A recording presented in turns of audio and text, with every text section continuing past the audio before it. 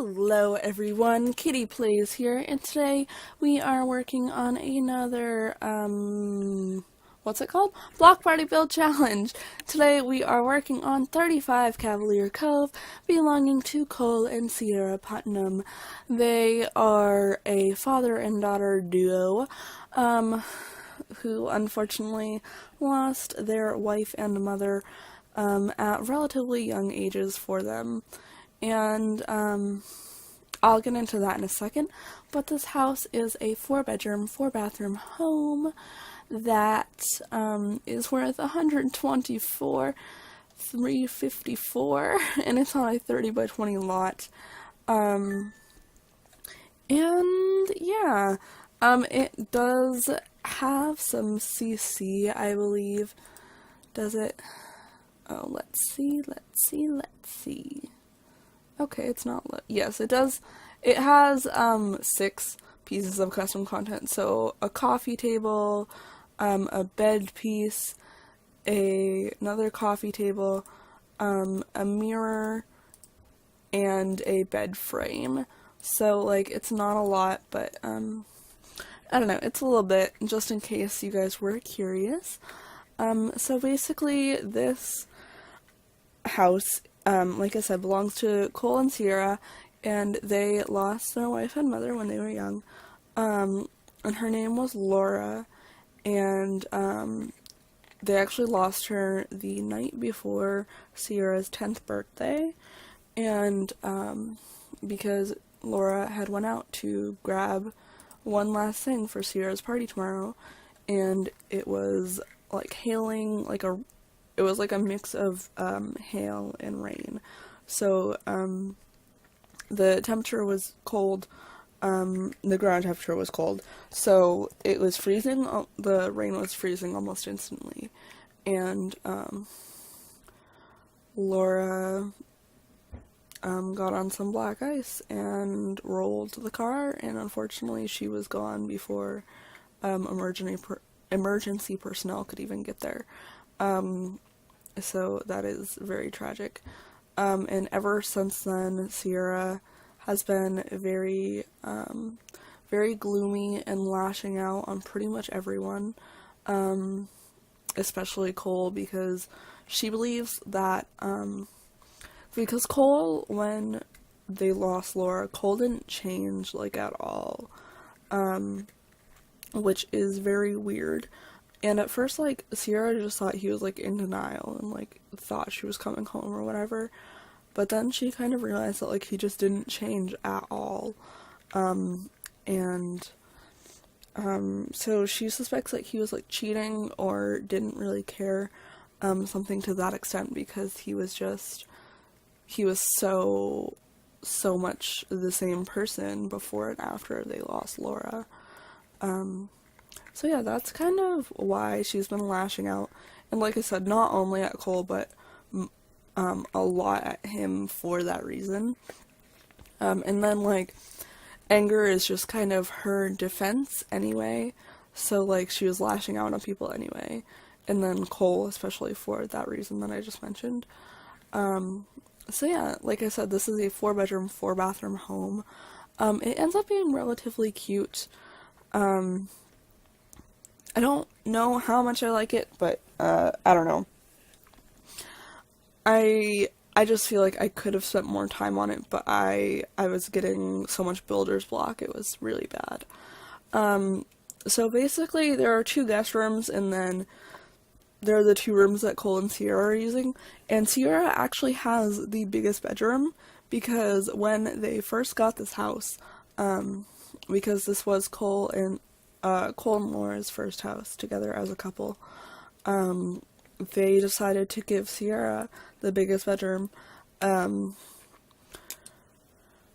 They gave her the master. I don't know why, but they just did. She's their little girl, so she ended up getting the master, and she still has the master. So yeah, there's that. And she has an ensuite, and then the other bedroom has an ensuite as well. So yeah, and then so 3 of the bedrooms are upstairs, 3 bathrooms are upstairs, and then, There's like the main bathroom downstairs, that has like the laundry stuff in it as well, and then kind of spare bedroom. So right now I'm working on the main bathroom, and this is the one that has like the washer and dryer in it. And then like all the other bathrooms are pretty much the same. So I think this is the only bathroom I recorded, and actually I don't even know if I did record this or not, because it was so difficult trying to figure out like how I wanted the layout to be, just because it was like being really difficult, and I wanted a full bathroom and a laundry room in this room, this little 3x4 room, and I managed to make it work, but a lot changes. Yeah, I didn't record it, but it's done, and I think all the other bathrooms are done as well. Like I said, those are very simple though. So yeah, and now this is the spare bedroom on the bottom floor, and I don't even remember what I ended up doing to this one. I remember I did make it relatively neutral because I just felt like neutral was the best idea since it's only a spare bedroom, but it's also very colorful. Because I feel like Laura was a very colorful person and a very happy person, and just liked to be smiling and happy like all the time, and she wanted everyone else to be that way as well. So I think that's kind of why her house is so bright and cheerful even after all these years. And you guys are probably like, hey, why didn't Cole and Sierra move after she died? Like, they don't really need this big of a house. Da-da-da-da-da. But they, like I said, this was the first house that Cole and Sierra ever bought together. So Cole and Laura ever bought together. This is the first house they bought together. So, they just kind of couldn't really bring themselves to leave it, and this was the house, you know, Sierra grew up in as well. So she was like, no, Dad, I don't want to leave. This is where I grew up, and this is where all my memories of Mom are, and blah blah blah blah. And he respected her wishes, so that's why they're still there. So yeah, and you guys will notice that Sierra's room doesn't match her personality at all. Her room is very pink and white, pink and purple, very girly compared to what her style is, and my reasoning behind that was partly because I could not for the life of me figure out what to do with her room, but I came up with this backstory that Laura originally decorated the room for Sierra exactly how she wanted it when she was like probably like 6, maybe like 7. So she like decorated this exactly how Sierra wanted it, like whatever she wanted pretty much. And Sierra couldn't bring herself to change that, even though like her mood changed so drastically. She couldn't bring herself to change any of what Laura had done. And like while she does have like some, like she has the like black Freezer Bunny guitar and stuff like that, she couldn't bring herself to change like a lot of it, and that's fine. I feel like that's how it goes a lot of the time. Like if something is that way, you can't change it, you can't bring yourself to change it, and that's okay, you know. I'm like getting really like deep about this, but I don't know. I just feel like, I don't know, I feel like a lot of people feel that way sometimes. Like they can't change something because someone that's not here anymore did it. I don't know. I've had a really weird day today, guys. It hasn't been that weird. I don't know. I've been in a weird mindset lately. Because I was out of work for like a week, with my laryngitis. And then I went off the road on my way to work, the day I was gonna go back, and, so, yeah, I don't know, I've been in a weird spot, and, I'm very close to quitting as well, because I'm sick of everything that happens there, but I'm not gonna get into that, because it's relatively, like, intense and kind of personal, I guess. I don't know. I feel like people there have a vendetta against me. It's fine. Um, oh god. Whatever. So yeah, I did go off the road on my way to work, last Friday. So I guess I'll talk about that a little bit. So I was on my way to work, and I live in Maine, so there is lots of snow. And it was snowing. We probably only got like 2 inches maybe, like in the end, but it was snowing, like, it was pretty much a whiteout outside. And I just got my license that Tuesday. So, like, not yesterday, but like a week ago yesterday. Um, so I just got my license Tuesday. I went places Tuesday. I went somewhere Wednesday. And then Friday was like my first day going to work with my license, and I was like, awesome, great. And then like I woke up and I was like, oh good, it's snowing, like, yay. Cause I don't like snow. I've lived in Maine way too long to like snow. But yeah, so I get there and my dad's like, just go slow, da da da da da. I'm like, yeah, I know, like, and I know how to drive in snow because I've done it before. Like with my permit and stuff with other people in the car. And like I drove home Tuesday, there was snow and stuff like that. So I'm headed to work, and my work is probably like 20 minutes away, like half an hour, like in snow when you're going slow or whatever, or like in bad weather. So I left early. I left probably like 7:10. I didn't have to be there till 8. I just wanted to make sure I got there, as it was like one of my first times driving in snow. So I left early and I was going slow, and I was going 35 around this corner, and like I was fishtailing a little bit like before I hit that corner, and I was like, oh okay, whatever, like, because I had relatively good control of my vehicle. I have like a really small car, so like not a lot of control, like as much control as you can get in a small car pretty much. So yeah, I was fishtailing and I was like, oh, I'll be okay, like I'm confident in my driving, whatever. And turns out I was going around this corner at 35 miles an hour, not too fast. It was 50 where I was going 35, so I was going like 15 under the speed limit, so like I wasn't speeding. No one can say I was.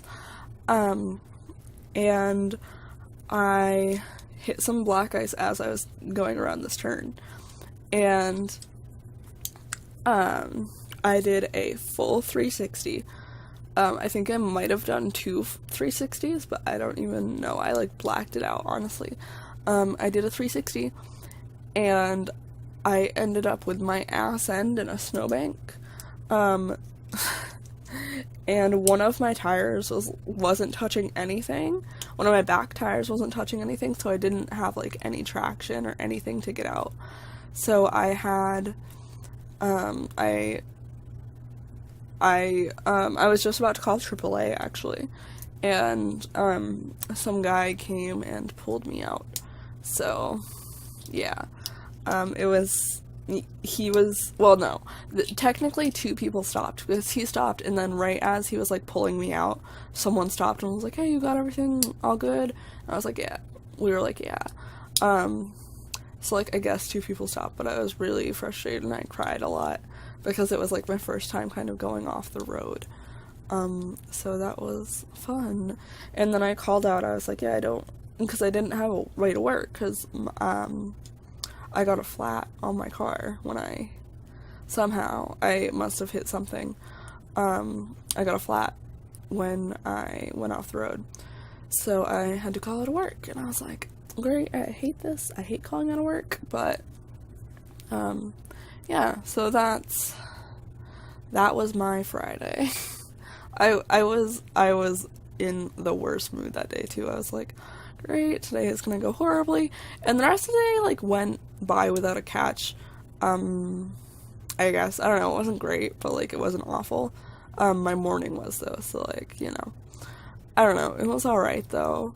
And I'm okay, so like don't worry about that. Though like I did get knocked around a little bit, so I'm like a little sore still, because I'm recording this on Sunday, so I didn't wreck it yesterday, but the day before yesterday. wreck it, quote unquote. But yeah, so like 2 days ago, so I'm like still a little sore. And people say you always feel it the day after, and I believe that 100%. I never really got that, but now I'm like, oh yeah, day after, definitely, I feel it. So yeah. And I also got a new tattoo recently, so that hurt like a lot. And it was right on my ribs, so like, fun times. Yeah, I don't know. Like I said, I've been in a really weird place lately. A lot of things have been happening, so, yeah, I don't know. Things have been, like, a little weird, and, yeah, and, actually, speaking of that tattoo, I'm on this dating app. I'm not gonna say which one, but I posted a picture of my tattoo, because it's badass. Like, I love this tattoo that I got. It's, like, it's half a heart, and then the other half of the heart is, like, the state of Maine, like, the outline of the state of Maine, and it's in, like, a really sketchy, kind of style, because it matches the font that I chose, because I have Maine written under it, and it looks fucking badass. Like, I love it so much. And this fucking guy, so I posted a picture on this dating app, because you can, like, post, you know, just pictures of yourself or whatever, and I just posted this picture of the tattoo. I was like, okay, you know, whatever, why not? And this guy fucking messages me, and he goes, why would you subject your body to something like that? Why would you subject your body to something ugly as that? I bet you're depressed, ew, whore, or something like that. And I was like, okay, you're funny. And then I was like, lol, you're pathetic. And then I blocked him because, like, I'm an asshole. I don't know. I just feel like he has, like, a vendetta against, like, all women with tattoos or something. I don't know. That's just me, like, getting into the psychological aspect of it, though, because that's what I do. I just analyze people, because I'm crazy like that. No, like, legit, though, I tend to, like, analyze people, and it's bad, because, like, I overthink and stuff. It's not a good time, honestly, but, I also enjoy it at the same time, so, like, basically my thought process behind that is a girl that looks like me probably hurt him in his past. Or a girl with tattoos that looks like me hurt him in his past, or a girl with tattoos hurt him in his past. And that's why he's kind of taking it out on me. I don't know, that's just a thought, though. That's kind of how I viewed the situation, and I might be right, I might be wrong, who knows. But I really don't care. I'm never gonna talk to this person again, so he can go screw himself. I don't know, I'm just in a very matter-of-fact mood. I'm like, you know, this is never gonna happen, so I'll do this. I don't know. It's weird, but anyways, you guys, I am going to get going right now. You guys can download this on the gallery, KittiPlays, or my hashtag KittiPlays, or my origin ID, which is KittiPlays. So I'm gonna go right now. I hope you guys are having a perfect afternoon, evening, or whatever, wherever you are in your neck of the world. And be sure to like, comment, and subscribe to become a pop print, because I post videos all the damn time. And I will see you all in the next video. Bye!